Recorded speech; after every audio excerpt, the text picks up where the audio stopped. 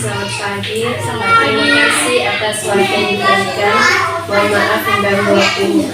Perkenalkan, nama saya Blandina Manlin, biasa dipanggil Blandina. Saya dari mahasiswa Sekolah Tinggi Pastoral Santo Petrus, Keuskupan Atambua.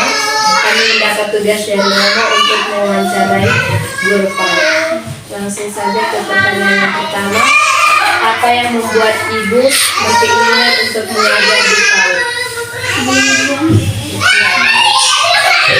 Saya akan menjawab adik.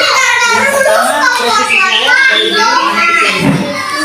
Yang kedua, saya lebih suka mengabdi di PAUD karena di PAUD itu sangat menyenangkan.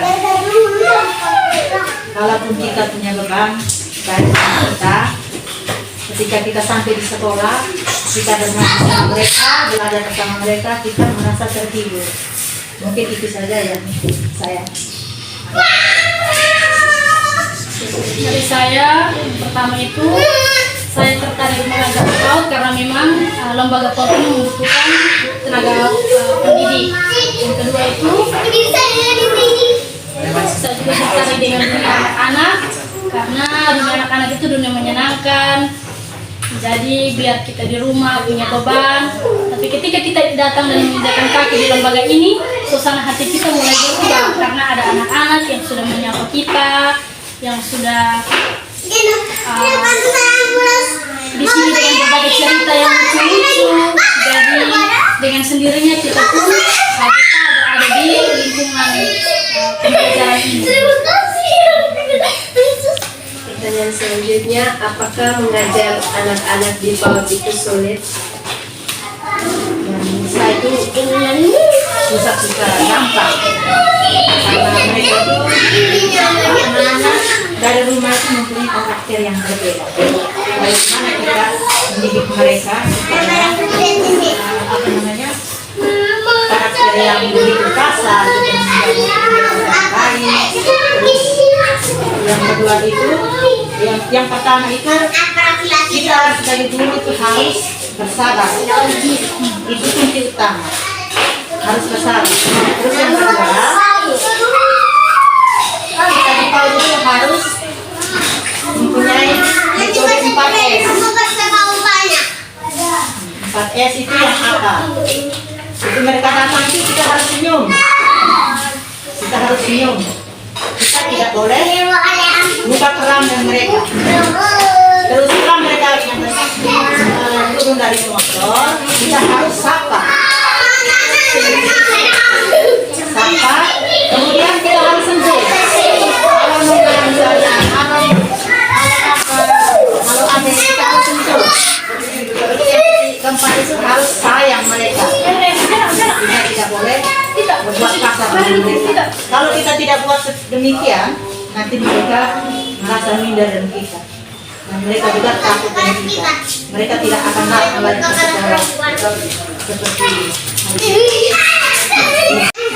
Mengajar di PAUD itu bagi pribadi saya itu gampang-gampang sulit. Tapi guru PAUD itu kan selalu yang dibilang kreatif. Ketika kita belum mendapat pengalaman dari yang lain atau kegiatan-kegiatan lain itu kita merasa terbeban ketika berhadapan dengan anak-anak PAUD. Tapi kalau PAUD ini punya satu lomba payung kami di sekolah yang sesekali ada kegiatan. Jadi di sini kita guru PAUD dibekali bagaimana kita menyiapkan pelajaran untuk anak-anak, bagaimana kita berhadapan dengan anak-anak, cara yang mana yang kita gunakan untuk belajar bersama mereka. Setelah mendapat metode pembelajaran dari kegiatan yang kita ikuti, dengan sendirinya kita mulai terapkan dan bagi kita guru PAUD itu mengajar anak PAUD itu bukan sesuatu yang berat bagi kita. Berikutnya, sejak kapan ibu mengajar di PAUD? Saya dari Senior di sini. Saya akhir 2019.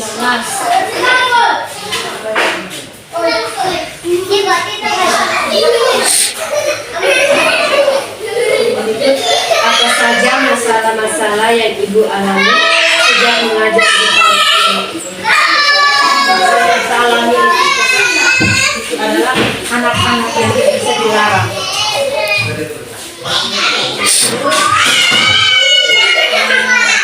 Bagaimana kita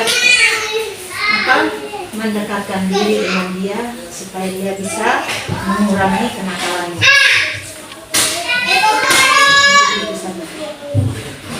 Kalau dari saya, masalah yang kami sebagai guru hadapi masalah dari anak-anak itu, yang pertama itu sifat mereka. Karena mereka datang dengan karakter yang berbeda, jadi sebagai guru bagaimana kita mau menolong mereka punya karakter masuk dalam satu lembaga, satu kelompok. Yang kedua itu masalah yang kedua itu bagaimana kita harus punya daya juang, daya kreativitas dalam menuntun mereka untuk menulis.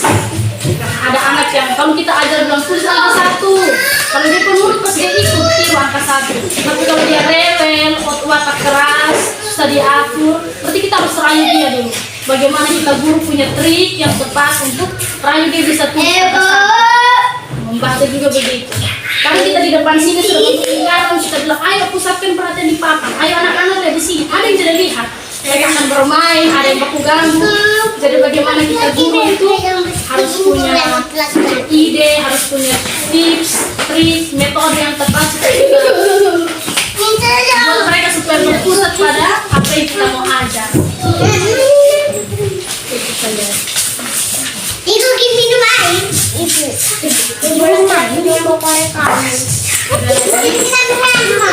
Berikutnya, bagaimana jalan keluar yang Ibu ambil ketika anak-anak membuat kesalahan?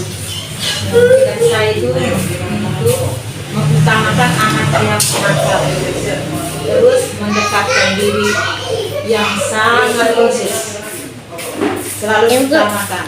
Terus yang kedua, kita menasihati anak yang tidak bisa dinasihati tersebut. Ini bisa dari saya. Kalau dari saya, bagaimana Kak? Jalan Solusi atau jalan keluar ya yang mau kita cari untuk menghadapi masalah anak PAUD. Seperti yang Ibu ini katakan tadi, untuk masalah karakter kita guru lebih pusatkan pada yang dia punya karakter agak minim, misalnya yang nakal-nakal, kita harus lebih perhatian ke dia, pusat perhatian harus lebih fokus kepada dia. Karena mungkin dia dari rumah di sana orang tua kurang sayang, kurang perhatian, jadi di sekolah sini dia cari perhatian. Ada yang punya anak satu namanya Yusri, itu dia punya mama sudah meninggal. Jadi di sekolah di rumah hanya dengan bapak, jadi dia butuh kasih sayang seorang ibu. Jadi di sini karena kita mulai bentuk kamu belajar, dia akan pergi ke sudut-sudut menyendiri. Jadi di sana kita harus kasih dia tanya, kenapa hari ini tidak semangat, kenapa datang tidak mandi. Dengan kita mulai bincang-bincang dengan dia akan kasih tahu.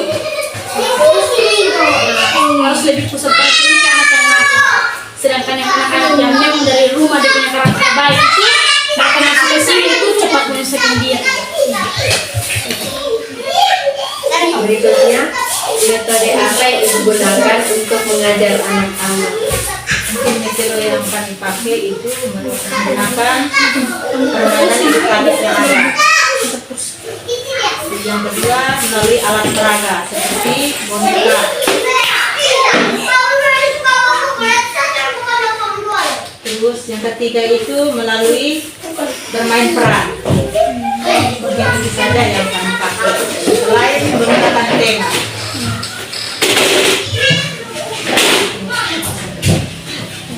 Jadi yang punya pembelajaran di sini kakak, kalau metode pembelajaran kami menggunakan metode ke-13 itu media.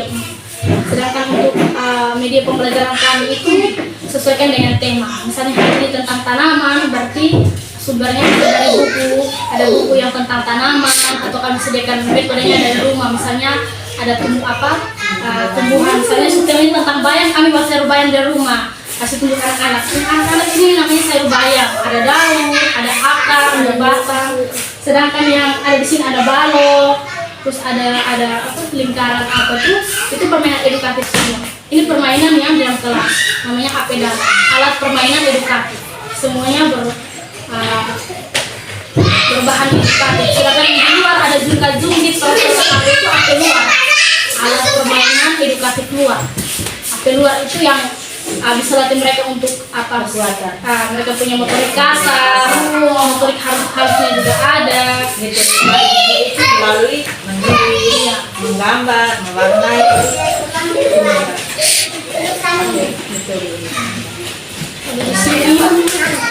Balok-balok ini mereka bisa susun untuk berkirim, bisa buat rumah, kalau mereka punya metode tentang pakaian, berarti kami sediakan ada boneka yang punya pikirannya. Jadi mereka punya metode pelajaran sini, metode pembelajaran yang berbau edukasi. Baik, itu saja pertanyaan yang saya berikan. Terima kasih atas waktunya. Minta maaf mengganggu. Tidak apa-apa. Bila ada kesalahan kata, mohon maaf. Iya, terima Sekian dan kasih. terima kasih. Kami juga Di sini saya akan menyimpulkan hasil wawancara tadi dengan narasumber Ibu Leni dan Ibu. Menurut saya, menjadi guru PAUD bukanlah hal yang mudah, karena di dalam mendidik anak-anak PAUD membutuhkan kesabaran dan membutuhkan kreativitas di dalam mendidik anak-anak. Mulai dari masalah anak-anak yang tidak bisa dilarang, sifat-sifat dan karakter yang beda-beda, menjadi seorang guru PAUD haruslah mempunyai kreatif untuk mencari jalan keluar dari masalah-masalah tersebut.